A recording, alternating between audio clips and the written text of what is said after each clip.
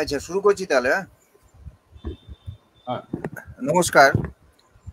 অনেকদিন বাদে আমরা আবার লাইভে এসেছি। আজকের লাইভে আমরা যাকে এনেছি সে হচ্ছে আমাদের বন্ধু সুজিত কুমার ঘোষ, শিল্পী সুজিত কুমার ঘোষ, আর সহযোগী হিসাবে নবকুমার চক্রবর্তী। একটা ব্যাপার যেটা হচ্ছে যে ওর একটা এক্সিবিশন হয়েছিল, সেই এক্সিবিশনে সুজিত আমাকে একটা লেখা তৈরি করতে বলেছিল, কিন্তু সেই লেখার বদলে এই প্রোগ্রামটাই শুরু করলাম আর কি। আজকে অনেকদিন বাদে এটা শুরু করছি আর কি। এখন সুজিতের সম্পর্কে কিছু তথ্য দেওয়ার দরকার আছে, সেটা আমি একটু পড়ে শুনিয়ে দিচ্ছি আপনাদের। হ্যাঁ, শিল্পী সুজিত কুমার ঘোষ সম্পর্কে যা যা তথ্য পাওয়া গেছে তা হলো সুজিতের জন্মসাল 1963, দমদমের শ্যামনগর রোডের বাসিন্দা। 80-র দশকের শেষ দিকে কলকাতা বিশ্ববিদ্যালয় থেকে স্নাতক অর্জন করেন। 1990 সালে রবীন্দ্রভারতী বিশ্ববিদ্যালয় থেকে 5 বছরের ডিপ্লোমা কোর্স সম্পন্ন করেন। এরপর থেকে সারা ভারতের নানা জায়গায় 9খানা একক এবং 155টি যৌথ প্রদর্শনী করেছেন। এর মধ্যে কলকাতা, মুম্বাই, দিল্লিতেও প্রদর্শনী করেছেন। তার মধ্যে Jehangir art gallery, Nehru art gallery, Lalit Kala academy, Lokayata art gallery, Travancore art gallery ইত্যাদি উল্লেখযোগ্য। এছাড়া বেঙ্গালুরুর চিত্রকলা পরিষদ, হায়দ্রাবাদের স্টিয়ার্ট আর্ট গ্যালারি, আহমেদাবাদের পেগাসাস আর্ট গ্যালারি ও অন্যান্য শহরের বিভিন্ন গ্যালারিতেও প্রদর্শনী করেছেন। অরুণাচল প্রদেশের বিধানসভা ভবনে 5টি কাজ সংগৃহীত আছে। দিল্লি, মুম্বাই, আসামে তার কাজ সংগৃহীত হয়েছে। বিদেশেও তার কাজ আছে। ইংল্যান্ডে, জার্মানি, আমেরিকা যুক্তরাষ্ট্র তার মধ্যে অন্যতম। ইংল্যান্ড, জার্মানি, আমেরিকার যুক্তরাষ্ট্র তার মধ্যে অন্যতম। সুজিত বহু শিল্পকলার কর্মশালা এবং শিল্প শিবিরে যোগ দিয়েছেন। ছাত্র থাকাকালীন কলেজের বাৎসরিক প্রদর্শনীতে পুরস্কৃত হয়েছেন। একাডেমি অফ ফাইন আর্টস এবং Birla academy of art and কালচারের বাৎসরিক প্রদর্শনীতে সুজিতের কাজ প্রদর্শিত হয়েছে। আর যোগাযোগের জন্য সুজিতের হোয়াটসঅ্যাপ নাম্বার হচ্ছে 9830596353 আর মোবাইল নাম্বার হলো 9330666536। স্টুডিও ঠিকানা 50 শ্যামনগর রোড, দমদম রোড, কলকাতা 55 এই হচ্ছে সুজিত সম্পর্কে একটা শর্ট বায়োডাটা। এরপর যেটা হচ্ছে যে সুজিত একটা লেখা দিয়েছিল, সেই লেখাটা নাম হচ্ছে ছবি আঁকা ও জীবনবোধ। এইটা একটু আগে আমি পড়ে দিচ্ছি, তারপর সুজিতের ছবিগুলো স্লাইড চালিয়ে দেবো। ছবি আঁকা ও জীবনবোধ। আমার ছোটবেলা থেকে প্রকৃতি ও বিভিন্ন জায়গা ঘুরে দেখার কৌতূহল ছিল।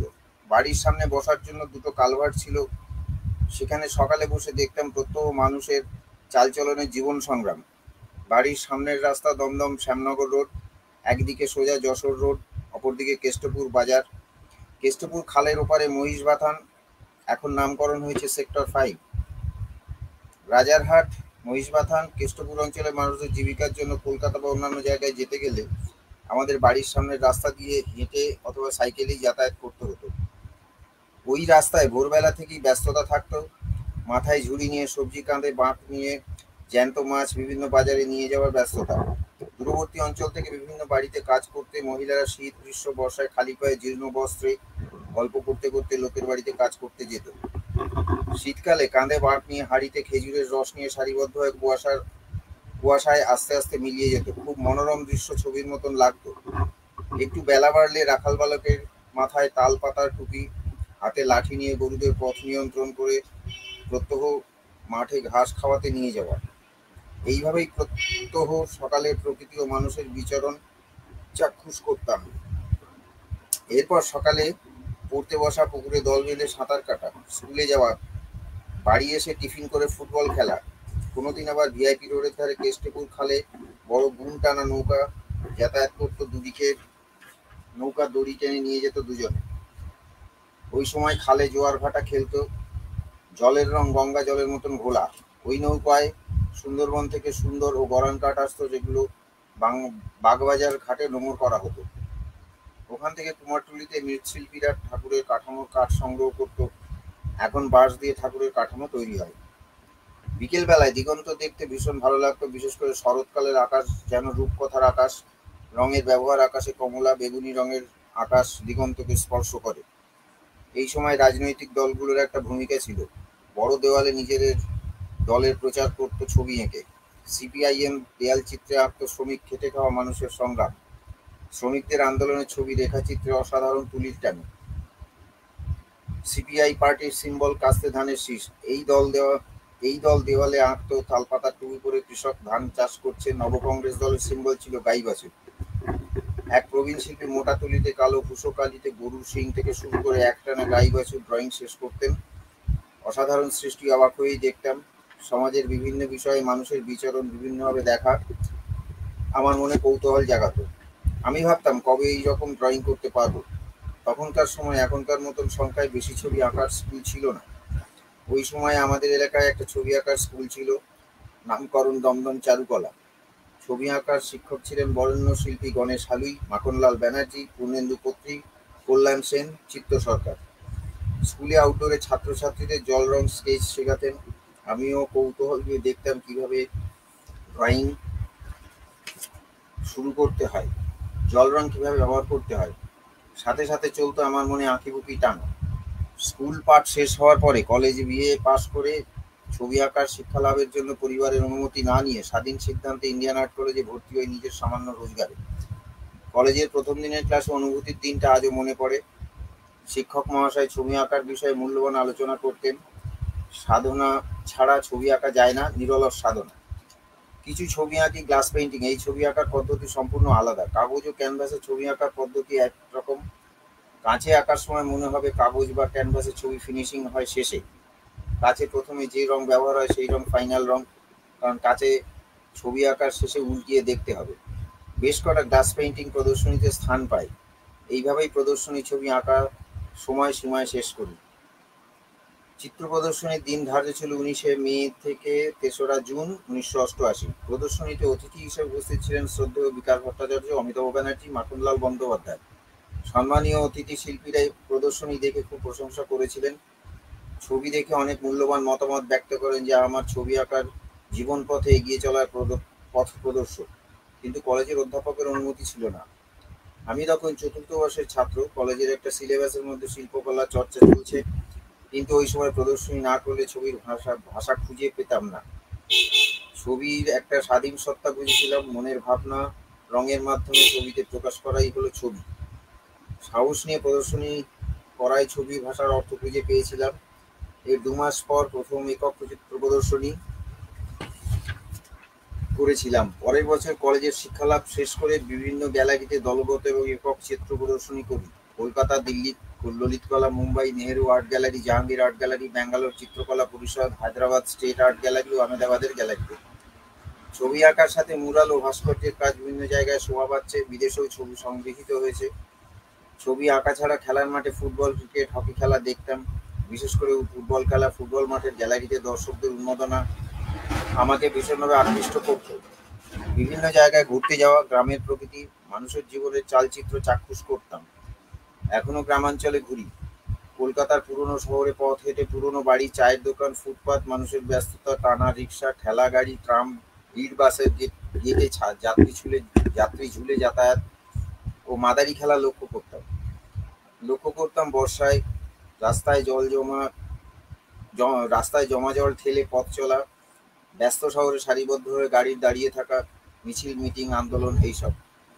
এইভাবে আমার কলকাতা শহরকে প্রত্যক্ষভাবে চাক্ষুষ করেছি। পরবর্তীকালে আমার ছবিতে নানা প্রভাব ফেলেছে।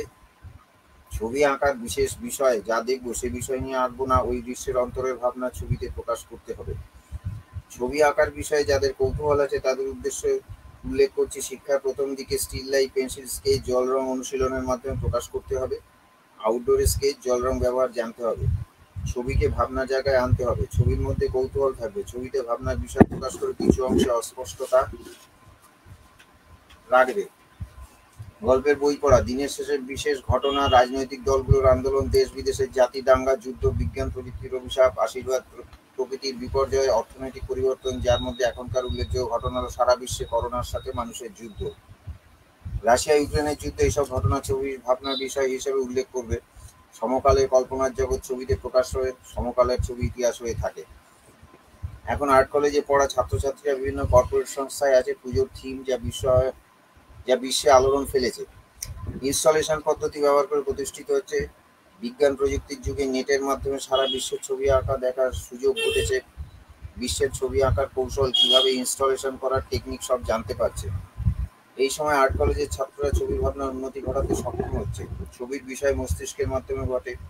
এখন ছাত্র অবস্থায় জানতে পারছে কিছুদিন আগেও বিজ্ঞান প্রযুক্তি উন্নত ছিল না। পৃথিবীতে সমকালে ছবি ভাস্কর্য দেখার সুযোগ ছিল না। সেই অর্থে এখনকার ছাত্ররা ছবির জগতের সবকিছু জানতে পারছে। সমকালের সাথেই ছবির ভাবনা, টেকনিক, মাধ্যম সবকিছু পরিবর্তন ঘটে। লক্ষ্য করার বিষয় এখনো সেই পরিবর্তন চলছে। প্রদর্শনী দেখা, ছবির রং, কম্পোজিশন, টেক্সচার সবকিছু খেয়াল করে দেখতে হবে যা নিজের ছবিতে উন্নতি ঘটাতে যা দেখে নিজের ছবিতে উন্নতি ঘটাতে হবে। এই হচ্ছে সুজিতের লেখা। এই লেখাটা আমি পাঠ করে দিলাম। এবার সুজিতের যে আম, উম, যেটা আমি স্লাইডারটা একটু চালিয়ে দিচ্ছি।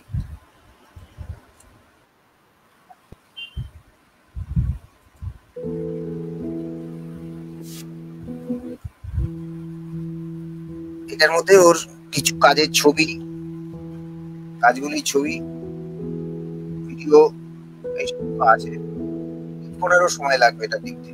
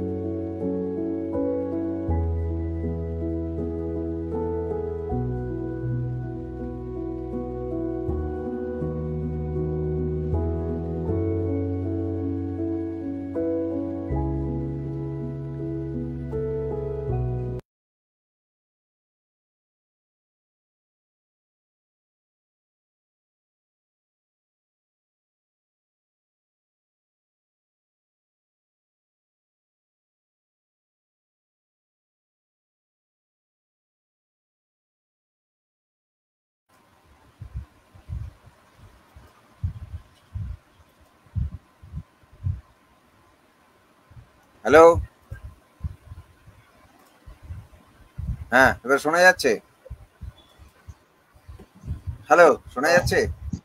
হ্যাঁ হ্যাঁ শোনা যাচ্ছে। আচ্ছা, আমি স্লাইডারটা দেখিয়ে দিলাম। সুজিত, তুমি এবার তাহলে শুরু করো। আস্তে আস্তে বলা। যদি তোমার পিপিটি ফাইলটা দরকার হয় আমি অন করে দিচ্ছি ছবিগুলো দেখানোর জন্য, সেটা তুমি বলো তোমার সুবিধা মতন, তাহলে আমি সেরকম ব্যবস্থা করছি। হ্যাঁ তুমি দেখো, আমি ছবি বলবো। দেখাবো ছবি? হ্যাঁ, এটা রিসেন্টলি হাম্পিতে ঘুরতে গেছিলাম, সেখানকার একটা অবসর দাঁড়াও সময়ের দাঁড়াও ছবি। এগুলো দাঁড়াও, আমি নর্থ এক কলকাতা। মিনিট। হ্যাঁ বুঝতে পারছি, আমি ছবিতে যাই আগে, দাঁড়াও ব্যাক করি, অনেক ছবি তো।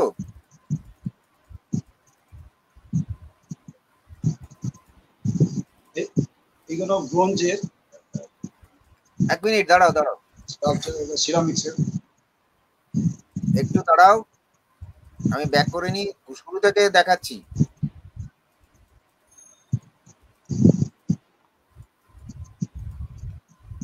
এই এই তোমার ছবি শুরু হলো। আগেরটা অয়েল পেন্টিং। গ্লাস পেইন্টিং তো? এগুলো সব অয়েল পেন্টিং, ক্যানভাস। এটা অয়েল পেইন্টিং? এটা অয়েলে। এই যে পোর্ট্রেটটা? এটা water colour. Water water colour. পোর্ট্রেটটা হলো, পোর্ট্রেটটা হলো মিক্স মিডিয়া। ওটা আচ্ছা আচ্ছা কলেজে ফোর্থ ইয়ারে যখন পড়ি সেই সময়টা। এগুলো সব, এটা অ্যাক্রিলিক অন ক্যানভাস, এটাও অ্যাক্রিলিক পেপার, এটা water colour paper. Water colour paper, এটাও ওয়াটার কালার, পুরানো শহরে। এটাও ওয়াটার কালার পেপার। পায়রাগুলো, পায়রাগুলো ওয়াটার কালারে? পায়রা হলো ড্রাই প্যাস্টেল। এটা হলো প্লেটের মধ্যে চা পড়েছিল সেটা দিয়ে করা, এটা চারকোল।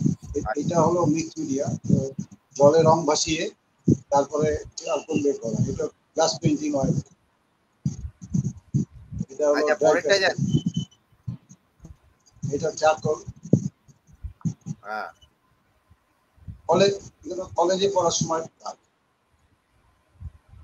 আচ্ছা, যখন পড়ি তখন।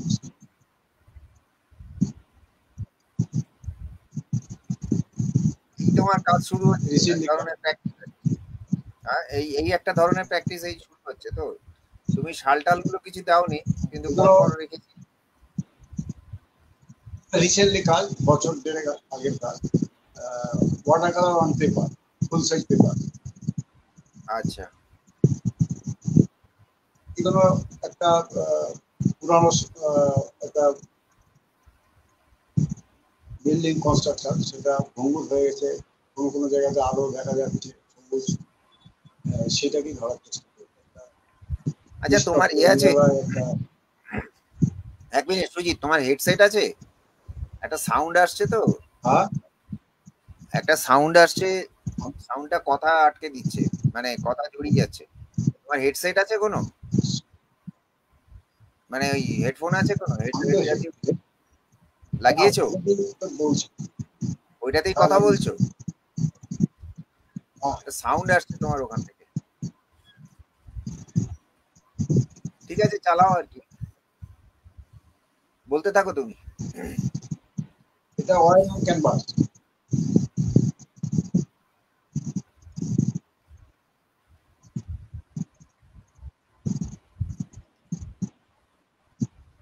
এগুলো রিসেন্ট কাজ নাকি?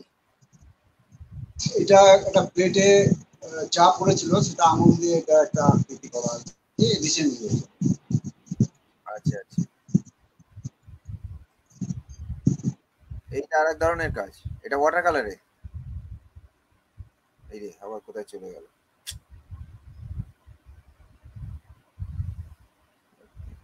নেটের প্রবলেম হচ্ছে। নব নেটের প্রবলেম হচ্ছে ও সুজিতের। তুমি হ্যাঁ, শুনতে এটা পাচ্ছ? তো, হ্যাঁ আমি শুনতে পাচ্ছি। তোমার ওখান থেকে পরিষ্কার আসছে, কোনো অসুবিধা নেই। ওর ওখান থেকে একটা প্রবলেম হচ্ছে সাউন্ডের। প্রচন্ড অসুবিধা হচ্ছে সাউন্ডের, ওর মধ্যে কথা অর্ধেক জড়িয়ে যাচ্ছে, শোনা যাচ্ছে। এই এই জন্য কানেকশনটা রেকর্ড ঠিক করে আছে। নিয়ে না। হ্যাঁ, এটাই এত স্পন্টেনিয়াস ব্যাপারটা করতে হয়, যে কারণে লাইভ করাটা খুব মুশকিল। করা যায় না তা না, আসলে কানেকশনটা পাওয়ারফুল হলে অসুবিধা হয় না। ও কি কানেকশন আমি জানি না তো, বলছে তো জিওর কানেকশন। চলে হুম গেছে, ও তো বেরিয়ে যাচ্ছে, কানেকশন মাঝে মাঝে ডিভাইস থেকে অফ হয়ে যাচ্ছে। হুম যাই হোক, তুমি কিছু বলার বলতে থাকো তাহলে, ও আসুক তারপরে আবার শুরু করা যাবে। স্লাইডারটা তো রয়েছে, যদি বলো আমি ছবিগুলো দেখাতে পারি। মানে আমি হ্যাঁ, যে এখন স্লাইডারটা ওর বলাটা খুব ইম্পর্টেন্ট। হ্যাঁ বলাটা হ্যাঁ বলাটা শেষ হলে তখন আমি ওকে যেভাবে চিনি সেইটুকু বলা যায়, বা হ্যাঁ ছবি নিয়ে প্রশ্ন দুটো একটা করা যায়। তো সে এখন একবার একবার এটাকে স্টপ করে তাহলে ফোনে কথা বলে নাও ওর এখন সঙ্গে, একবার স্টপ, কথা। এখন স্টপ করতে গেলে অনেকগুলো প্রবলেম আছে। আবার আসতে হবে, ঢুকতে হবে, লাইভ অন করতে হবে, মানে ওটা ডিসকন্টিনিউড হয়ে যাবে আর কি। লাইভটা অন চলছে তো। আমার আমার কথা হচ্ছে এটা একটা লাইভ আড্ডার মতন, ঠিক আছে, ওতে কোনো অসুবিধে নেই। এই যে আমরা কথাগুলো বলছি, সেই লোকে বুঝবে আর কি। ব্যাপারটা এরকম, এই প্রবলেমগুলো থাকেই, দর্শকরা বা শ্রোতারা জানেন। এখন সুজিত তো আউট হয়ে রয়েছে না, এখন ও তো এখনো ঢুকতে পারেনি। সেই জন্য ভাবছিলাম যে আমরা কিছু কথা বলতে পারি কিনা ছবি নিয়ে। এই যে ছবিগুলো আগের বার দেখালাম স্লাইডে, এই সমস্ত ছবিগুলো আর কি। হ্যাঁ, এখন সুজিতদার এই ছবিগুলো মানে আগের ছবির সঙ্গে আহ, অনেকই পার্থক্য। একদম প্রথম দিকে যে সমস্ত দুটো একটা ছবি আমি দেখলাম, তার সাথে আরো কিছু হয়তো আমি দেখেছি, হ্যাঁ হ্যাঁ যেখানে যেখানে একটুখানি ইমোশনাল ছবি সেগুলো রয়েছে অনেক বেশি। প্রেম, ভালোবাসা, নারী, প্রকৃতি নির্ভর একটা ভীষণ আবেগঘন একটা জায়গা ওর ছবির মধ্যে ছিল। এবং তারপরে যেটা হয়েছে, যেটা বুঝতে পারি আর কি, বা বুঝতে পেরেছি পরে, যে ও যে অঞ্চলে বসবাস করেন সুজিত দা, সেই সমস্ত অঞ্চল বা পরের দিকে ওর নিউ টাউনে আসা, সেটাতে এই যে ল্যান্ডস্কেপ গুলো, প্রকৃতি নির্ভর ল্যান্ডস্কেপ, সেগুলো চেঞ্জ হয়ে যাচ্ছে ক্রমশ। হাই রাইজ বিল্ডিং সেগুলোকে দাপিয়ে বেড়াচ্ছে, সেগুলোকে ঢেকে দিচ্ছে। এটা কোথাও ওকে ভীষণভাবে আর এফেক্ট করেছিল। হ্যাঁ সুজিত দা, তুমি বলো, আমি তোমার অনুপস্থিতিতে কিছু কথা বলে যাচ্ছিলাম। হ্যাঁ, হ্যাঁ, আমি তুমি একটা তোমার। কথা বলছি, সেটা হচ্ছে যে ও থাকে মহিষবাথান, এটা আমার বলা উচিত ছিল আগে। মহিষবাথান এখন হ্যাঁ একটা মহিষবাথান একটি ওই বর্ণাতে যা আছে। আমাদের বাড়ি থেকে 5 কিলোমিটার দূরে, তখন আমরা ওখানে আউটডোর করতে যেতাম, ছবি আঁকতে যেতাম। ওর মহিষবাথান এখন হাইটেক সিটি এরিয়া, অর্থাৎ ওর লেখার মধ্যে গ্রাম্য অনেক কিছু পাওয়া যাচ্ছে, ওর বর্ণনাতে আছে, যেটা আমি পাঠ করলাম আর কি। আবার এখন যেটা হয়েছে সেটা একটা হাইটেক জায়গা চলে এসছে এক লাফে, মানে একটা গ্রাম্য জায়গা থেকে একদম এই জায়গা, এরকম একটা পরিবেশের মধ্যে ও থাকে। তার কি একটা ছবিতে নিশ্চয়ই কোনো প্রভাব আছে দেখে আমার যা মনে হয়েছে। যাকে তোমরা বলো, হ্যাঁ, এটা এখন আগে। না, আমি আমি এখানে যখন ঢুকে পড়েছি, আমি দুটো কথা বলে নি। সেটা হচ্ছে যে হ্যাঁ বলে না, তুমি বলে নাও। সেটা হচ্ছে যে সুজিতদাকে আমি দীর্ঘ 22-23 বছর হবে, হয়তো কাছাকাছি হবে, আমি চিনি এবং দেখেছি। আমি তো ওর তারও আগে থেকে ওর যে আহ, ছবি তৈরি করা, ছবি আঁকা এবং তার সাথে যে জীবনযাপন, সেটা হয়তো দেখে উঠতে পারিনি, কিন্তু বহু কথাতে সুজিতার সঙ্গে বহু জায়গায় আমরা ঘুরতে গিয়েছি, এবং সেখানে কথোপকথন হয়েছে অনেক। আমি জানতে পেরেছি অনেক কিছু। সেখানে যেটা একটাই বারবার কথা সুজিতার ক্ষেত্রে পরিষ্কার হয়, সেটা হচ্ছে যে সুজিতদা খুব প্রকৃতি প্রেমী আসলে। তো এবার যে জায়গাটাতে, যে মহিষবাথান যে জায়গাটার কথা বলছে, সেই জায়গাটাতেও আমিও প্রায় 22-23 বছর, 24 বছর আগে যখন নানান কাজে গিয়েছি, আঁচ পেতাম সুজিতদার এই কথাগুলো। তখন খানিকটা মনে হতো যে এই অঞ্চল একেবারেই প্রকৃতি নির্ভর একটা প্রান্তর আর কি। সেখানে সবুজ, প্রচুর সবুজের সমাহার ছিল একটা সময়। খাল বিল, গ্রাম্য মানুষজন এবং লোকায়ত জীবন, এগুলোর মধ্যেই তখন এই জায়গাগুলোকে মানুষ কোনো না কোনো ভাবে এই দূর থেকে দেখতে যেত এবং তার প্রকৃতির রস তারা নিত কখনো কখনো। এই এই এই জায়গাটা যখন আস্তে আস্তে এই যে বাড়ি উঠছে, সেগুলো একেবারে নগর কেন্দ্রিক, একবারে আগ্রাসন যেভাবে ঝাঁপিয়ে পড়ছে এই সমস্ত জায়গায়, তারপরে তো এখন আমরা যে রূপটা দেখি আর কি, সেই মানে রাজারহাট, নিউ টাউন, এই সমস্ত অঞ্চল যেভাবে হাই রাইজ বিল্ডিং, একবারে গগনচুম্বী বিল্ডিং, যেগুলো মানে সমস্ত কিছুকে ছাপিয়ে চলে যায়, পারলে আকাশকে ঢেকে ফেলে, এরকম দানবিক একটা অবস্থান। সেখানে কোথাও সুজিতদার এই ছবিগুলোর মধ্যে, যেখানে প্রচুর প্রচুর ওই নাগরিক সভ্যতার একেবারে চূড়ান্ত জায়গা, যেখানে প্রচুর বিল্ডিং ঘিরে আছে প্রাচীরের মতন, তো সেখানে একটা কোথাও সুজিতদার মনের মধ্যে একটা বিষাদের সুর বেজে ওঠে। কেননা যেভাবে সে তার তরুণ বয়সে এই জায়গাটাকে দেখেছিল, আমাদের সমস্ত পৃথিবীটাই তাই সেভাবেই হয়েছে সব জায়গায়। আজকে নতুন কিছু নয়, কিন্তু তবুও সুজিতদার এই ছবির মধ্যে বারবার এই যে একটা আবদ্ধতা যেভাবে ঢেকে দেয়, সেটা সেটা সেটা অসম্ভব একটা বিষাদের জায়গা। সেটা সুজিতদার সঙ্গে বারবার আমি কথা বলেছি, বিভিন্ন জায়গায় গেছি, সেই কথাই বারবার ফিরে ফিরে এসছে, তাই তো সুজিতদা? আর হ্যাঁ, সুজিতদার আবার পরবর্তীকালে আমি যখন দেখলাম যে এই ব্রঞ্জের স্কাল্পচার গুলো করছে, তার মধ্যে আবার প্রেম, ভালোবাসা, প্রকৃতি এগুলো ফিরে ফিরে আসছে। মানে ওই ক্লান্তিকর একটা অবস্থা, মানসিক অবস্থান, সেখান থেকে আবার যেন সে মুক্তি পেতে চাইছে, মানে ফিরে ফিরে আসতে চাইছে। সেখানে বাউল আছে, সেখানে প্রণয় আছে, মানুষ, নারী পুরুষের ভালোবাসা রয়েছে, সঙ্গীত রয়েছে, এগুলো বারবার ফিরে এসছে। এবং সেটা খুব পরিষ্কার হয় যে ওই রকম একটা যন্ত্রণাদায়ক আবদ্ধ অবস্থান থেকে সুজিতদা ফিরে আসতে চাইছে আবার সেই তার হারিয়ে যাওয়া সহজ সরল জীবন, যেখানে সঙ্গীত আছে, মানুষ আছে, প্রেম ভালোবাসা আছে, সরলতা রয়েছে। সব থেকে বড় কথা হচ্ছে যে সুজিতদার সঙ্গে আমরা যখন ঘুরেছি, সুজিতদা অনেকটা সেই পদাতিক শিল্পী বলি আমরা, অনেকটা পায়ে হেঁটে সমস্ত এই নাগরিক জীবন, গ্রাম্য জীবন, দূর দূরান্ত গাছ গাছালি, এই সমস্ত আকাশ বাতাস, এগুলো সমস্ত সে নিরীক্ষণ করতে চায়, ভালোবাসতে চায়, সেখানে ফিরে যেতে চায়। এরকম একটা মানে বারবার এটা সুজিতদার মধ্যে ফিরে পেয়েছি। মানে অনেক অনেক মানুষ অনেক কঠিন হয়ে যাচ্ছে, মানুষের সংঘাত বাড়ছে, আর এই নাগরিক জীবন বড় জটিল যান্ত্রিক হয়ে চলেছে।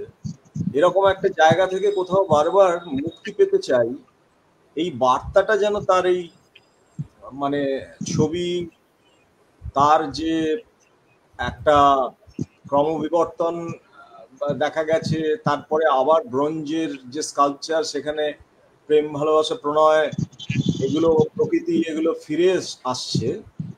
তো এই মানুষটি সেই যান্ত্রিক জায়গা থেকে বেরিয়ে আসতে চাইছে বারবার, এটা যেন মনে হয়। সুজিতদা বলবে, সুজিতদা, তবে সুজিতদাকে আমার একটা প্রশ্ন তার আগে আমি মানে রেখে দেব, সেটা হচ্ছে যে সুজিতদা, আমি যতটুকু জানি তোমার এই মানে একটা সময়, মানে আমাদের হয়তো বাল্য অবস্থা ছিল, তোমার তারুণ্য, সেই সময় যে সময়টা তুমি রাজনৈতিক এই কলকাতায় বিভিন্ন রাজনৈতিক সমাবেশ, মিছিল বা কোন্দল, মাঝে মধ্যে তার সংগ্রাম, যে সমস্তগুলো দেখেছো তুমি এই নাগরিক সভ্যতার মাঝখানে, বহু মানুষ, মিছিল, রাস্তাঘাট, এগুলো দেখেছো। আহ, সেগুলো কিন্তু তোমার ছবির মধ্যে খুব একটা আসেনি। মানে সেগুলো কোনো না কোনো ভাবে সেগুলোকে হয়তো তুমি তুমি বলবে, তুমি কারণটা বলবে, কিন্তু আমার মনে হয় যে তুমি কোথাও এগুলোকে ভালোবাসতে চাওনি বা এগুলোকে দেখাতে চাওনি ছবিতে। কিন্তু তোমার মুখে বহুবার তখন শহরের সবকিছু পরিবর্তনটা খুব তাড়াতাড়ি হচ্ছিল, যেটা এখন অনুধাবন করতে পারছি যে মানুষের জীবনযাত্রার সাথে সংগ্রাম, রাজনীতি যেটা ছিল, সেটা মানুষের আত্মনাদের থেকে যেটা পাওয়া, অর্থাৎ সংগ্রামের মধ্যে থেকে সেটা আসতো, সেটা ওই সময় 60-এর দশক।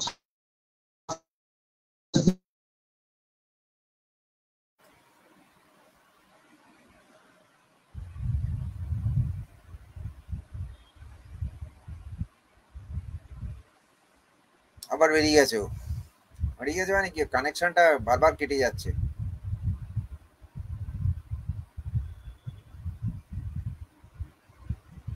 নবু শুনতে পাচ্ছো?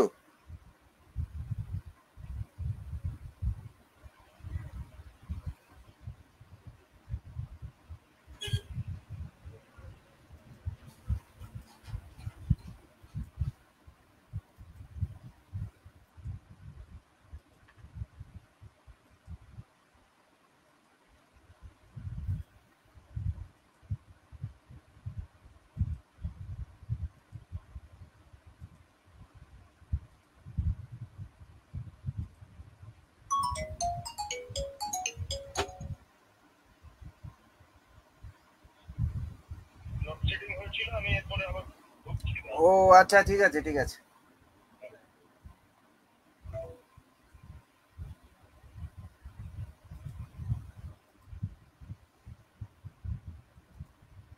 গরমে লোডশেডিং, সুতরাং লাইভ ব্যাহত।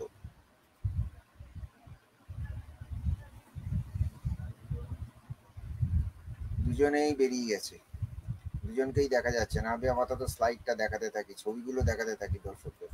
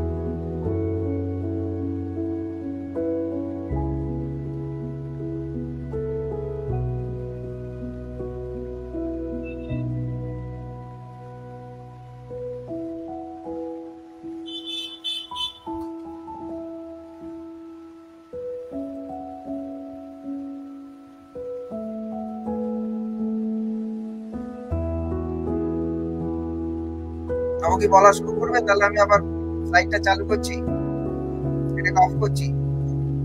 হ্যাঁ সুজিত, অ্যাকচুয়ালি সুজিতদাকে পেতে হবে। সুজিতদাকে আমি যে প্রশ্নটা করছিলাম, আসলে এত এই গরম এবং বিভিন্ন এই অবস্থান, আমার এক্ষুনি এই লাইটটা চলে গিয়েছিল।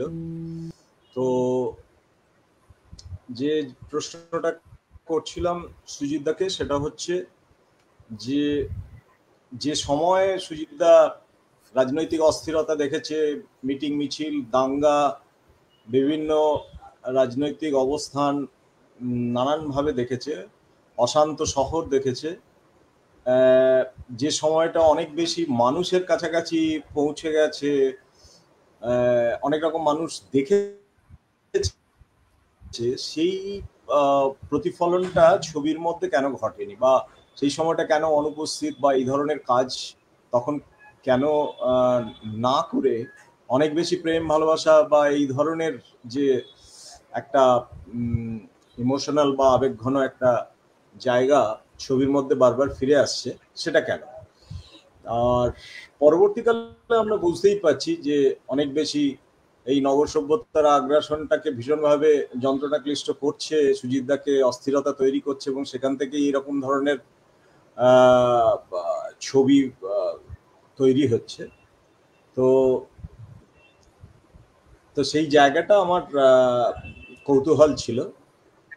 আর পরবর্তীকালে কেন আবার ওই ভাস্কর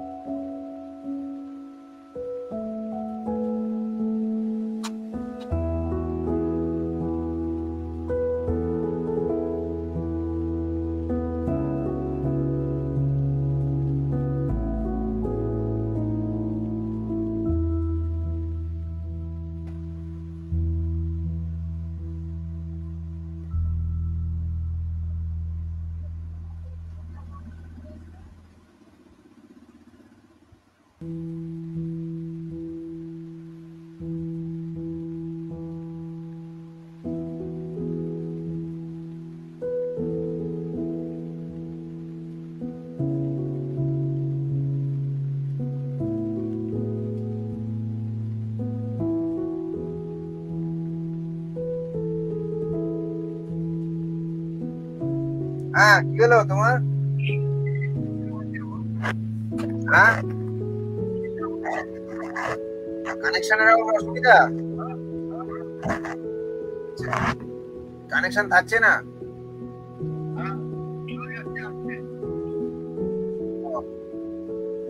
দেখো ঠিক হয় কিনা, আমি ওয়েট করছি।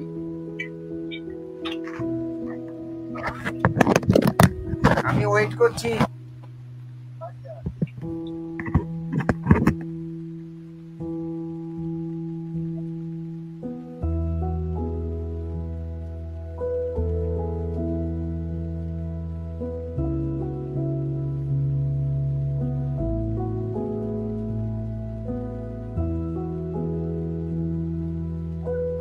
হ্যাঁ, তোমার কি কানেকশন চলে গেল? ও এসছে, ঠিক আছে।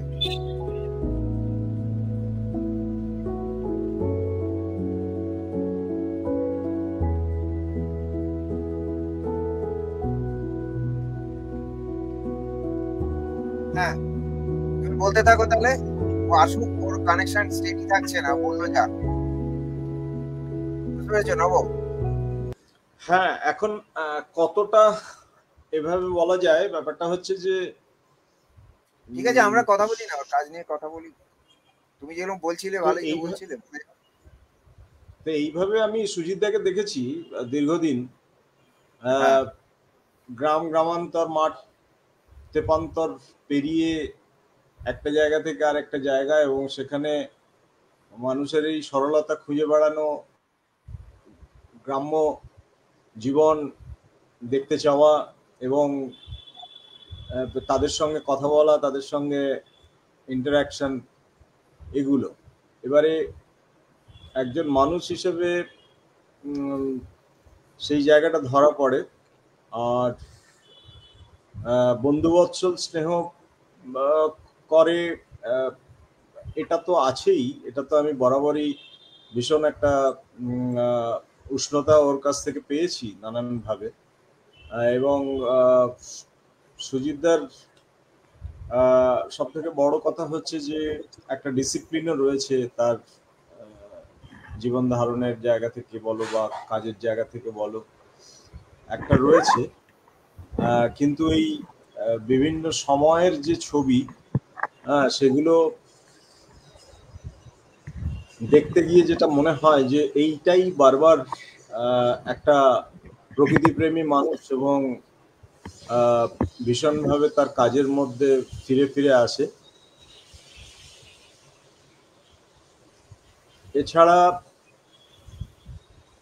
কি বলবো, অন্যান্য যে সমস্ত আনুষ্ঠানিক যে সমস্ত কাজ এবং বিভিন্ন ছবি প্রদর্শনীতে ভাগ নেওয়া থেকে আরম্ভ করে সেখানে ছোটদেরকে নানানভাবে উৎসাহিত করা, তার অনুজদের ভীষণভাবে তাকে ইন্সপায়ার করা, এগুলো নানানভাবে কাজ করেছে সুজিতদার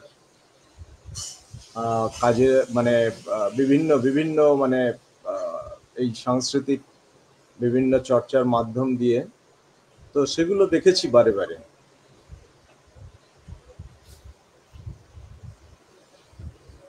আর সুজিতদা থাকলে আরো দু চার কথা হতে পারতো, জানা যেত।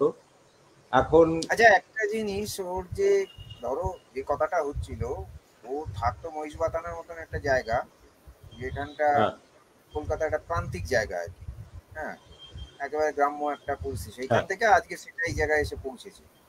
এখন ও ঘুরে বেড়ায়, আমি জানি, তুমিও জানো, তোমাদের সঙ্গে ঘুরে বিভিন্ন গ্রামে যায়, এখানে যায়, ওখানে যায়, একটা ভবঘুরে ব্যাপার আছে, বিভিন্ন জিনিস দেখে বেড়ায়। অথচ এই ছবিতে যে এই পর্বে এগুলো এক ধরনের ছিল, যে আমি যেমন দেখাচ্ছি এখন, এগুলো এক ধরনের ওর কাজের প্রারম্ভিক অবস্থা ছিল আর কি, একটা ফিগারেটিভ, বা সেখান থেকে ভেঙে ফিগারেশন থেকে ভেঙে একটা নন ফিগারেশনের দিকে আস্তে আস্তে চলে যাচ্ছে। এগুলো অবশ্য কারেন্ট কাজ, এই ধরনের কাজগুলো আগে যেটা দেখালাম। এবার এরপরে এই যে সিরিজটা, যেটা এখনো দেখা যায় প্রায় হামেশাই, ফেসবুকে প্রচুর পোস্ট করে ও এই ছবিটাই, এই ধরনের কাজটা। এখন এটা ও আমাকে যা বলেছিল, চলার পথে যে ঘর বাড়ি অমুক টমুক সমস্ত যে আর্কিটেকচারাল ফর্মস গুলো, এগুলো নাকি ওর ছবিতে ইনফ্লুয়েন্স করে আর কি।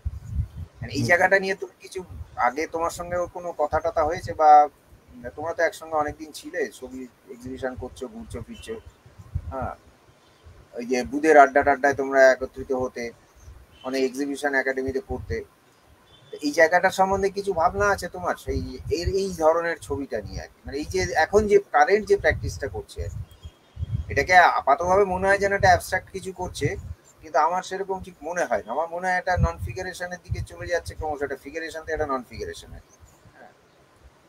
তা না, সেটা যেটা আমার বারবারই মনে হয়েছে, আমি খুব স্পেসিফিক্যালি ওর কাছ থেকে কোনো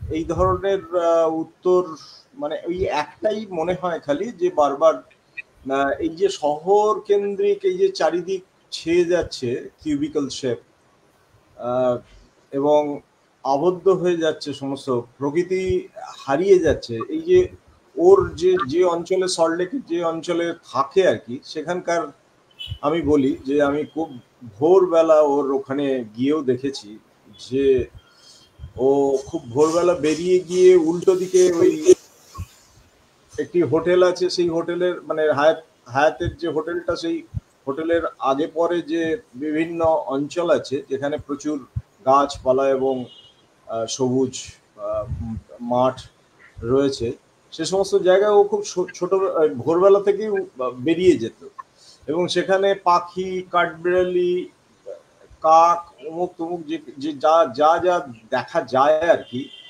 সেগুলো বারবার সেগুলোকে নিরীক্ষণ করা, সেগুলোর মধ্যে থাকা, সেগুলোকে ভালোবাসা, সেগুলোর মধ্যে দিয়ে দেখা, এগুলো কিন্তু ওর ভীষণভাবে আমি দেখেছি। হ্যাঁ, আর পাশাপাশি বলতো যে আমার ওই মহিষবাথান এরকম ছিল, আমার এই কেষ্টপুর এরকম ছিল। আমি ছোটবেলায় কেষ্টপুরকে অন্যভাবে দেখেছি। সত্যি তো একটা, আজকে আমরা খুব হালকাভাবে অনেক সময় এই ব্যস্ততম শহরে, ব্যস্ততম জীবনে এই কথাটা হয়তো খুব ক্ষণিকের মধ্যে একটা বলে খুব আস্ফালন করি, কথা বলি, আলোচনা করি, সামান্য আহ, হতাশা ব্যক্ত করি, বা এই যে মুছে যাওয়ায়। কিন্তু যার কৈশোরে বা যৌবনে যে জায়গাটা এমন একটা সবুজ ক্ষেত্র ছিল, যেখানে প্রাণ ছিল, যেখানে অনেক অক্সিজেন ছিল, অনেক অনেক কিছু ছিল আর কি, তার চলে বেড়ানোর, ঘুরে বেড়ানোর, মনের আহ, মানসিক ভ্রমণ যেটাকে বলি আমরা। তো সেটা আহ, হঠাৎ করে এভাবে 20 বছর 30 বছরের মধ্যে দাপিয়ে বেড়াবে, সেটাকে সমস্তটাই একটা পরিকল্পনা মাফিক আর একটা নতুন নগর সভ্যতা তৈরি হবে, সেগুলোকে সব ছাপিয়ে গিয়ে, এটা তো ভীষণ বেদনাদায়ক, কষ্টকর, অত্যন্ত কষ্টকর। আমরা সুজিতদা যেভাবেই তার ছবিতে সে ব্যক্ত করুক না কেন, মানসিক জায়গা থেকে যদি আমি দেখি, তাহলে তার হারিয়ে যাওয়ার সমস্ত জায়গাগুলো এভাবে সে যেন বলতে চায় যে উম, দাও, মানে সেই ফিরিয়ে দাও আমার সেই, আমার আমার সেই পুরনো জায়গা ফিরিয়ে দাও। এটা এটা কিন্তু আমরা হয়তো এখন অনেকটা বলবো যে না, বাস্তবিক জায়গা থেকে এটা এটা তো মানা যায় না। যে কোনো জায়গায় পূরণ হবে, যে কোনো জায়গায় ভরে উঠবে নগর সভ্যতায়, নতুন জীবন, নতুন মানুষ আসবে, বসবাস করবে, তাদের উপযুক্ত অনেক কিছু হবে তার সাথে, সব ঠিক আছে। আহ, সেগুলো তো মেনে নিচ্ছি আমরা, কিন্তু সেই হারিয়ে যাওয়া জায়গাটার তো একটা বেদনা থাকবেই মানুষ হিসেবে, সেটাকে তো অস্বীকার করার জায়গা নেই। তো এটা বারবার ফিরে এসছে, এই যে আকাশ, এই যে ছবিটা, এই যে এখন যে আমরা স্ক্রিনে যে ছবিটা দেখছি, যে সূর্যের রোদ তপ একেবারে আগুনের মতন ঝরে পড়লেও উম, সেই হাই রাইজ বিল্ডিং যেগুলো ভীষণভাবে আকাশকে ঢেকে দেয়, আহ, এরকম এরকম একটা জায়গা অত্যন্ত যন্ত্রণার জায়গা। উম, সেটাকে তো বাদ দিয়ে বলা যাবে না। সুজিতদার ক্ষেত্রে তো এটা বহুবার ঘটেছে। আমরা যখনই এই শহর থেকে বেরিয়ে কোথাও বেড়াতে গেছি, আমাদের এই ঘুরতে যাওয়ার আবার একটা পাশাপাশি, হ্যাঁ, পাশাপাশি ভীষণ আহ, এটা থাকতো যে আমরা আমাদের মতন করে, মানে আমাদের একেবারে চিরাচরিত চেনা জগৎ এবং যে সময়ের ব্যস্ততার থেকে বেরিয়ে গিয়ে কি করে আরো সরল সহজ মানুষ, যেগুলো যারা এই সমস্ত সবুজ এর প্রকৃতির মধ্যে বসবাস করে, তাদের ওখানে কি করে তাড়াতাড়ি পৌঁছে যাব, সূর্য একেবারে মাথার উপর উঠে যাওয়ার আগেই কি করে তাদের কাছে তাদের জীবনগুলোকে দেখবো। এটা একটা ভীষণ আহ, আমাদের সকলেরই মধ্যে একটা থাকতো। আমরা খুব সকাল সকাল ক্যামেরা কাঁধে নিয়ে বিভিন্ন জায়গায় বেরিয়ে যেতাম। তখন আমি সুজিতাকে দেখেছি, মানে যখনই এরকম গ্রামাঞ্চলে আমরা পৌঁছে যেতাম, অত্যন্ত মানে অত্যন্ত গভীরে, মানে গ্রামের অত্যন্ত গভীরে, যেখানে শুধুমাত্র মানে হাতের ডাক, শালিক চড়াইয়ের ডাক ছাড়া আর কিছুই পাওয়া যায় না। আহ, সাধারণ মানুষ হয়তো সে আহ, নানান কাজে ব্যস্ত থাকলেও তার তার কোনো কলরব নেই সেখানে, কোনো শুধু পাখির ডাক এবং আহ, দুটো একটা দূরের কোনো আওয়াজ, সে ছাড়া আর কিছু নেই। এরকম একটা প্রান্তরে সত্যিকারের এই ব্যস্ততম শহর থেকে বেরিয়ে গিয়ে সেই যে উপলব্ধি, সেখানে আনন্দে উচ্ছল হতে দেখেছি এই সুজিতদাকে বারবার। সুজিতদার হ্যাঁ বয়স, সেটা এখানে হ্যাঁ, সুজিতদার বয়স যে জায়গায়, সে জায়গায় তো একটা পরিণতি আসতেই পারতো, যে আমার শহর এভাবেই তো বেড়ে উঠবে, আমার তো আর কিছু করার নেই, যেভাবে সবাই মানিয়ে নেয়। হয়তো সে মানিয়ে নিয়েছে, কিন্তু যেদিন আমাদের এই বেরিয়ে যাওয়ার জায়গাটা আমরা যেতে পারতাম আর কি, সেদিন দেখেছি তার মানে সেই উচ্ছলতা। তো এখানে এই জায়গাগুলোই আমার ছবির মধ্যে সুজিতদার জীবন এবং সুজিতদার চলাফেরা, অন্যান্য মানুষের সাথে মেশা, এগুলো সবকিছুর মধ্যে দিয়ে দেখেছি যে এরকম একটা সুজিতদাকে মানে পাওয়া যায়, যার মধ্যে একটা সরলতা রয়েছে। সব থেকে বড় কথা, আজকাল আমার তো ব্যক্তিগত জায়গা থেকে মনে হয় যে একটা সহজ সাধারণ সরল মানুষ খুঁজে পাওয়াটা অত্যন্ত দুষ্কর। অন্তত তার তার অভিব্যক্তিতে অন্তত আসলে মানুষটা যদি সেই ভেতর থেকে না হয়, তার অভিব্যক্তিতে আসবে কি করে? এটা এটা মানে আলটিমেটলি একটা মানে খুঁজে বেড়ানোর জায়গা হয়ে যেতে পারে, যেখানে অত্যন্ত মুশকিল এরকম একটা মানুষ খুঁজে পাওয়া যেখানে এই সরলতাটা রয়েছে। সুজিতদার অন্যান্য প্রীতি যেরকম আছে, সেই ঘুরতে যাওয়ার মধ্যে আমাদের খাওয়া দাওয়া, কাঁধে করে নিয়ে যাওয়া, বাড়ি থেকে নিয়ে যাওয়া, সুজিতদা খুব যত্ন করে বাড়ি থেকে কিছু খাবার দাবার তৈরি করে ব্যাগে করে ভরে আমরা চলে যেতাম সেই সমস্ত জায়গায়। সেখানে কিছু মানুষ, আমি শুনেছি তো খুব ভালো রান্না করে। হ্যাঁ, ওই ডিসিপ্লিনটা আছে বলে বোধহয় ও সবই পারে। মানুষকে যেরকম স্নেহ করতে পারে, ভালোবাসতে পারে, সেরকম আবার ভালো রান্নাটাও করতে পারে, সাহায্য করতে পারে অনেককে, অনেক রকম ভাবে হাত এগিয়ে দেয়। তো এগুলো একজন মানুষ, একজন আমাদের কাছে আসলে এই মানুষ বড় কঠিন খুঁজে পাওয়া।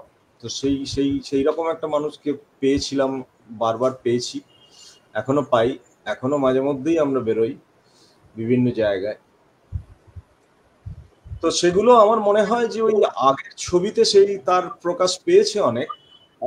পরবর্তীকালে ব্রোঞ্জের যখন কাজগুলো করছে, সেই তার মধ্যেও আবার বারে বারে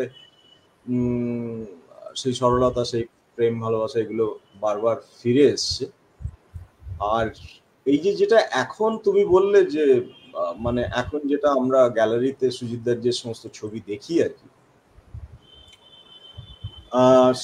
আদতে ওই ওই কষ্টটা আছে, মানে এই ঢেকে দিচ্ছ তোমরা সব। এই যে বলে না মাঝে মধ্যে সুজিতদা বলে ওঠে যে আমাদের ওখানে রাত্রেবেলাও কাকেরা ডেকে ওঠে, শালিক পাখিরাও ডেকে ওঠে। হ্যাঁ হ্যাঁ বলে চারিদিকে এত আলোময়, এত অবাঞ্ছিত আলো। আমি বেসিক্যালি কিছু বলতে মানে এই এই এই জায়গাটাতে যেটা আমি বলতে চাই বা সুজিতদা বলতে চায়, সেটা হচ্ছে যে এত এত আলো কেন, এত আওয়াজ কেন, এত কলরব কেন? একটা যেখানে মানুষ থাকবে, রাস্তাঘাটে গাড়ি ঘোড়া, সে তার আওয়াজ সে তো আছেই। এছাড়াও নানা রকম দৃশ্য দূষণ, কিছু ব্যবস্থা যেগুলোকে আরো বেশি অনেক বেশি সেগুলোকে কমিয়ে ফেলা যেত, যাতে এই প্রকৃতির যে ব্যালেন্স সেটা থাকতে পারতো। ভারসাম্যটা ভীষণভাবে নষ্ট হচ্ছে। সেগুলো ওর কথার মধ্যে বহুবার এসছে, বলেছে সেই নিয়ে নানা রকম। আর ওর ছোটবেলাটা ছিল মানে ওনার বাবা যখন ছিল, এখনো সুজিতদার মা বেঁচে আছে। সুজিতদার মায়ের এটা একটা বলার বিষয় যে সুজিতদার মায়ের বয়স এখন প্রায় 101 কিংবা 2 হবে। আমাকে কদিন আগে বললো 104। আচ্ছা 4 তাই হবে, আমাকে আসলে অনেকদিন আগে বলেছিল। তো এখন এখন ব্যাপার হচ্ছে যে সেই সময়টা বারবার সুজিতদা বারবার বলতে মানে বলে আর কি, বারবার যে এই মা বাবার যে জীবন এবং তাদের যে সন্তান সন্ততি তাদেরকে যেভাবে মানুষ করেছে, সেটার মধ্যে একটা ভীষণ ভারসাম্য ছিল, ভালোবাসা ছিল, এগুলো ছিল। এবং এই আজকের দিনে যে সমস্ত অনেক কিছু খাবার, অনেক অনেক কিছু পাওয়া, মানে এই যে আমরা যখন যেটা পাচ্ছি সেটা খাচ্ছি, একটা ভীষণ জীবনের মধ্যে নানান রকম ওই একটা অশান্ত ব্যাপার আর কি। সেই সময়টা বলতো যে বাবা মা এবং যেভাবে জীবন নির্ভর তাদের হাঁস মুরগি গরু গাছপালা সেখানে সব ছিল আর কি, একাত্মতা মানে গ্রাম্য জীবনে যেরকম হয় আর কি, হ্যাঁ হ্যাঁ সেরকমটা ছিল। তার একটা সুফল বোধ হয় এই যে মানুষ 104 বছর পর্যন্ত বেঁচে আছে এবং তার ডিসিপ্লিন সব থেকে বড় কথা। এখনো পর্যন্ত নাকি সুজিতদার মা এই কদিন আগেও শুনেছিলাম যে নিজের কাপড়টা নিজেই কেচে নেন বা হ্যাঁ হ্যাঁ। কিছু কাজকর্ম করে নেন, এরকম একটা নিজের হাতে নিজে খেয়ে নেন, এই মানে বিরল। তো সুজিতদার মধ্যেও সেটা আছে, সুজিতদা এখনো পর্যন্ত নিজে রান্না করে খেয়ে নিতে পারে, কোনো রকম বাধা নেই আর কি, কারোর জন্য অপেক্ষা নেই। তো একটা মানুষ স্বয়ং সম্পূর্ণ তার এই জায়গাগুলো ভীষণ ভালো লাগার জায়গা, ভালোবাসার জায়গা, এগুলোকে বোঝার জায়গা আছে। একটা মানুষকে দেখে তার ওপর কোথাও একটা ভরসা করতে ইচ্ছে করে। তো এগুলো এগুলো সুজিতদার মধ্যে বারবারই দেখেছি। আর সুজিতদার সঙ্গে দুটো জিনিস আমি মানে আমি সুজিতদা চলে এলে আরো সেই কথাগুলো হতে পারতো। এক হচ্ছে যে সুজিতদার একটা কি বলবো, সুজিতদার একটা রাজনৈতিক চেতনা যেমন হয় আর কি সকলের, সেরকম একটা রয়েছে। অনেক কিছু দেখেছে এই 50টা 60টা বছরে, অনেক গতিবিধি তার মাথার মধ্যে আছে। আর এর পাশাপাশি একটা খুব উল্লেখযোগ্য জায়গা, সেটা হলো সুজিতদার ফুটবল প্রেম, মানে খেলার প্রতি আছে, সমস্ত খেলার ভেতরেই তার একটা আগ্রহ আছে জানার, কিন্তু ফুটবলের প্রতি অসম্ভব ভালোবাসা। এবং মাঠে খেলা দেখতে যাওয়া এবং সেখানে যে আমাদের কলকাতায় মোহনবাগান এবং ইস্টবেঙ্গলের খেলা যখন হয়, সেই মাঠে নানান যে অবস্থা তৈরি হয়, বিশৃঙ্খলা হয়, ভালোবাসা হয়, উল্লাস হয়, অনেক রকম পুলিশের সাথে মানুষের দাঙ্গা, দর্শকের দাঙ্গা, সেখানকার প্লেয়ারদের অনেক রকম উত্থান পতন, এগুলো সুজিতদা খুব মানে মানে গড়গড় করে বলতে পারে। মানে সেই সময় প্রচুর ওর স্মৃতিতেও আছে প্রচুর এরকম। অমল দত্তর সঙ্গে তার মানে ওই জায়গায়, যে জায়গায় থাকতেন সেই জায়গায় একেবারেই প্রচুর মেলামেশা ছিল, কথাবার্তা হতো, সেখান থেকে অনেক কিছু জানতো। এছাড়াও অনেক প্লেয়ারদের সঙ্গেও আলাপ ছিল। সুজিতদা ছবি আঁকার সূত্রেই হয়তো অনেককে নিজের এক্সিবিশনে বা প্রদর্শনীতে উদ্বোধনে ডেকেছে, এরকম অনেক ফুটবলার। এরকম সব বহু ঘটনা আমি জানতে পাই সুজিতদার কাছে।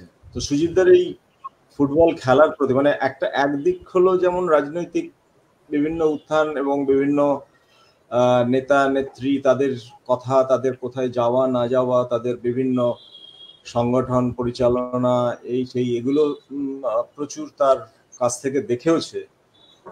আবার পাশাপাশি এই ফুটবল খেলার প্রতি তার একটা বিরাট অনুরাগ আছে।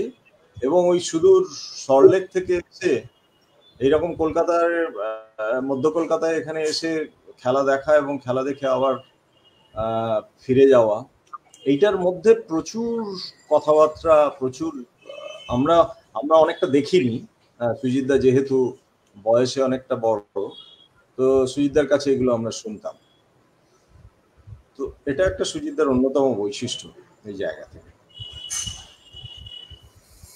সুজিত ঢোকার চেষ্টা করছে, কানেকশনটার সমস্যার জন্য আজকে প্রোগ্রামটা ভালোভাবে করা গেল না। না, আমার মনে হচ্ছে যে এটা কম বেশি অনেক জায়গাতেই হচ্ছে, বারবার এটা চলে যাচ্ছে, কারেন্টটা চলে যাচ্ছে।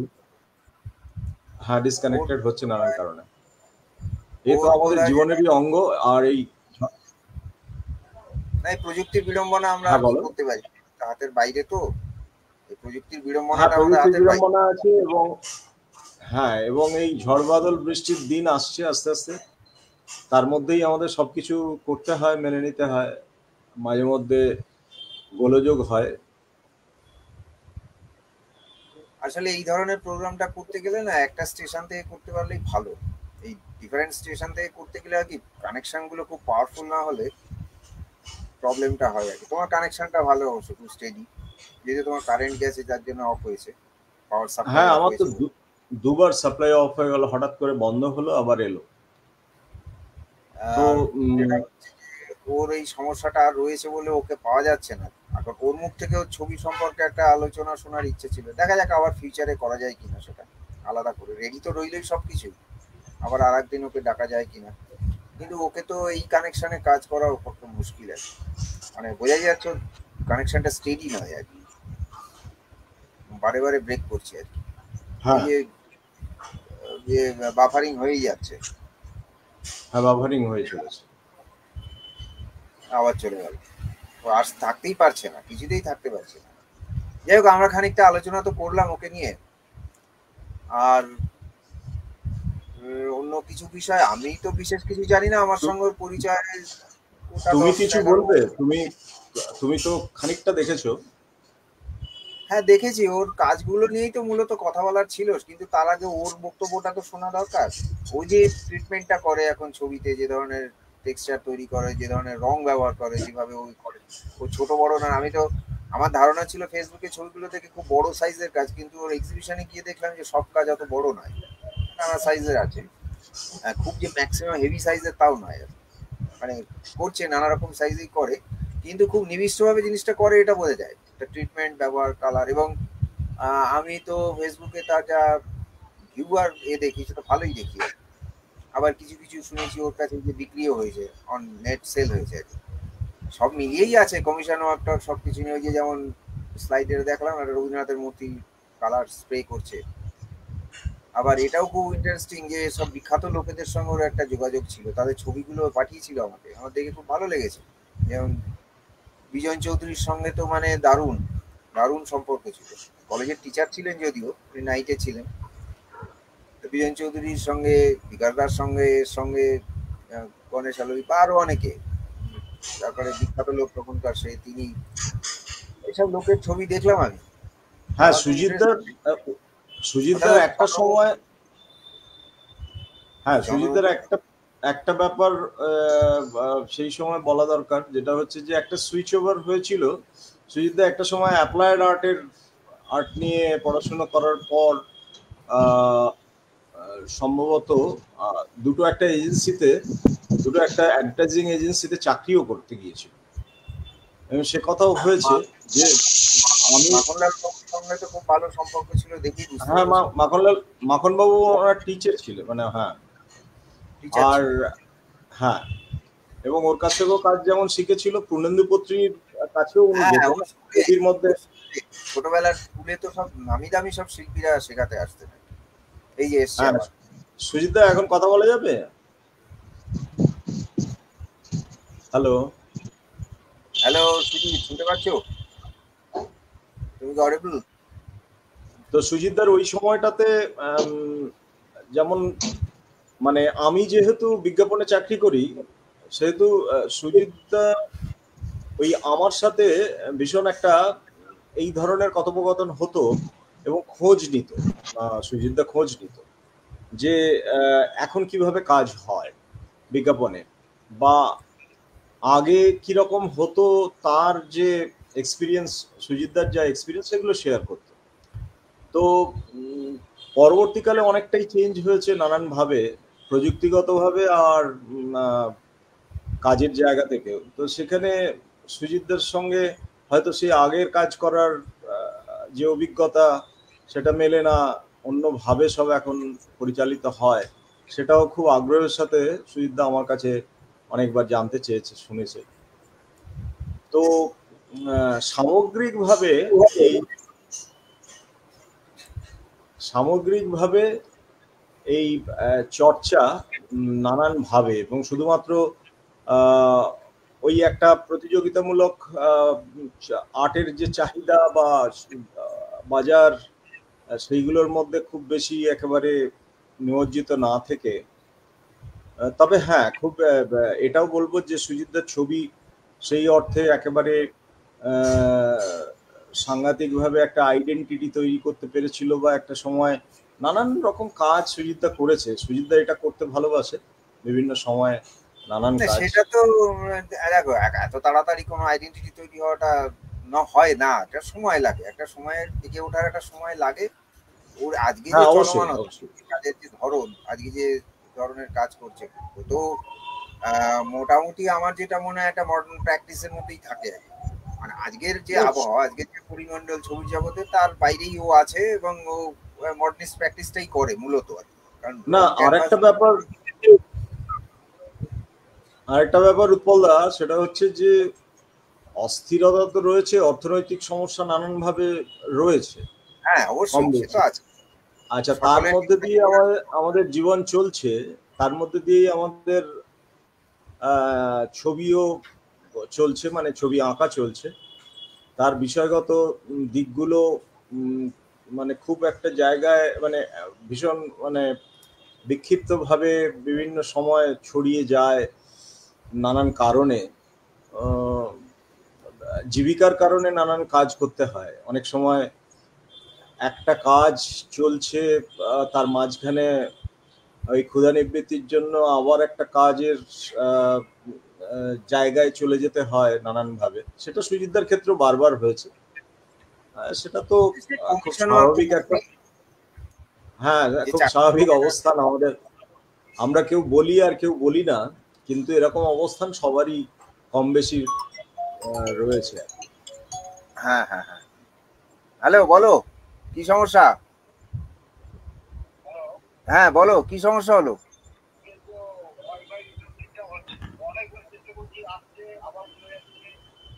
তাহলে একটা কাজ করি, আজকে আপাতত এটা শেষ করি, হ্যাঁ? কারণ তুমি কানেকশনটা তোমার ডিস্টারবেন্সে রয়েছে, ও হবে না আজকে, বুঝতে পেরেছো?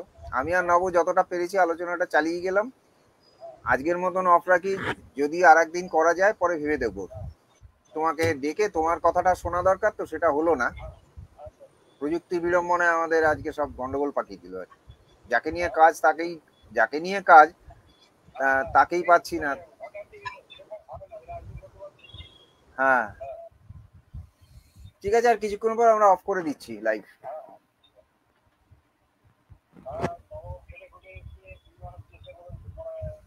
হ্যাঁ আর একবার করা যাবে, আমার মেটেরিয়াল তো রেডি রইলো, আর একদিন করা যাবে, সে দরকার হলে আর তোমাকে ডেকে নেবো আবার। ঠিক আছে, হ্যাঁ ঠিক আছে। হ্যাঁ তুমি সরি কেন হবে, সরি তো হ্যাঁ বলো নব। হ্যাঁ নব, তো কি সেই, বলছিলে? না আমি ওই মানে অনেকগুলো অবস্থানের মধ্য দিয়ে যেতে হয় আমাদের। অস্থিরতা তো রয়েছে, জীবিকার জন্য রয়েছে, নানানভাবে রয়েছে। তো সেগুলো কোনোটাই বাদ, মানে সুজিতদার জীবনকেও বাদ দেয়নি কেউ। আর সুজিতদাও যেভাবে সেটাকে মোকাবিলা করে আবার বারে বারে ফিরে এসছে তার ছবির কাছে। সারাদিনটা হয়তো গেল, রাত্রেবেলা বসে বসে একটা জায়গায় সে তার মতন করে ছবি আঁকছে। তো এটা দেখেছি। তার মধ্যে ওর ভীষণ ভারসাম্য রয়েছে, মানে সেটা সব থেকে বড় কথা, যে অস্থিরতা কখনো তাকে মানে নষ্ট করে দেয়নি তার স্বাভাবিক জায়গাগুলো। হ্যাঁ খুব শান্ত, শান্ত প্রকৃতির, কথা বললে অসম্ভব বোঝা যায়। শান্ত থাকতে পারে। হ্যাঁ, আর শান্ত থাকতে পারে। আর সব থেকে হচ্ছে যে মানুষের সঙ্গে সম্পর্ক রাখা, তো তার তো একটা মানে ভদ্রতা একটা বিশেষ মাপদণ্ড, মানে সেটা সুজিতদার কাছে ভীষণভাবে আমরা পেয়েছি। যে কোনো মানুষকেই ভীষণ স্নেহের সাথে, শ্রদ্ধার সাথে তার সাথে কথা বলা, তার সাথে বলা, বন্ধুবৎসল একটা ভীষণ ভালো ব্যবহার রয়েছে, যেটা বারবার সুজিতদার প্রতি একটা আকর্ষণ তৈরি হয় যেখান থেকে। সেগুলো সুজিতদার মধ্যে মানে ভীষণভাবে রয়েছে, পরিপূর্ণ রয়েছে। এটা অনেকেই বলেছে, আমি নই। আমি তো শুধুমাত্র কথা বলছি, আমি অনেকের কথা এরকম আছে যারা বারবার সুজিতদার এই বৈশিষ্ট্যগুলো তুলে বলে, এটা নিয়ে আলোচনা হয়। এই বুধের আড্ডা যথেষ্ট, যারা আসে, হ্যাঁ বুধের আড্ডা হ্যাঁ, এই সমস্ত জায়গায় আজকে মানে আসলে এই কথাগুলো বলছি ছবি আঁকার পাশাপাশি এই এইরকম একটা দ্রুত এর সময়ে, অস্থির সময়ে নিজেকে ঠিক রাখা এবং এই যে মানুষের এই যে গুণাগুণগুলো, এগুলো তো পাওয়াটা এখন বিরল হবে আস্তে আস্তে। তো সেটা সুজিতদার কাছে ভীষণভাবে রয়েছে।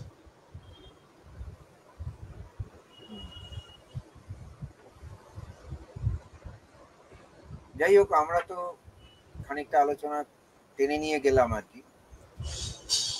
হ্যাঁ, আসলে কথা বললে সেই কথাগুলোর প্রসঙ্গ টেনে নানান কথা আসতে পারতো, একটা কথা থেকে আরেকটা কথা। কিন্তু আমরা যতটুকু দেখেছি আর কি, 20-22 বছর এমন কিছু নয়, তার জীবনে অনেকটাই সুজিতদার বয়স হয়েছে এবং তার মধ্যে 20-22 বছরটা কিছু না, সুজিতদার অনেক বন্ধু বান্ধব আছে, তারা আরো কাছ থেকে দেখেছে, নানান কথা বলতে পারে।